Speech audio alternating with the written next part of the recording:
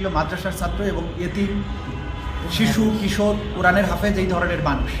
এবং পরবর্তীতে তাদের সংখ্যা নিরূপণের ব্যাপারেও কিন্তু তাদেরকে কবর দেওয়া হয়েছে অজ্ঞাতনামা কবরে, তাদের সংখ্যা নিরূপণ করতে দেওয়া হয় নাই। তাদের পরিবারবর্গের কাছে গিয়ে চাপ সৃষ্টি করা হয়েছে যাতে তারা প্রকাশ না করেন যে তাদের সন্তানেরা এখানে মারা গিয়েছেন কিনা।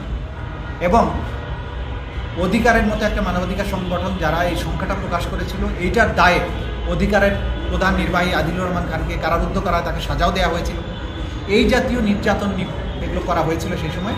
এটা বাংলাদেশের ইতিহাসের অন্যতম আলোচিত মানবাধিকার লঙ্ঘন এবং মানবতা বিরোধী অপরাধ। নির্দেশ এবং পরিকল্পনা নেওয়া হয়েছে স্বরাষ্ট্রমন্ত্রী, স্বরাষ্ট্র প্রতিমন্ত্রী, আইজিপি, র্যাবের প্রধান, এডিজি অফিস, পুলিশের ঊর্ধ্বতন কর্মকর্তারা তারা প্ল্যান করে এটা করেছিলেন।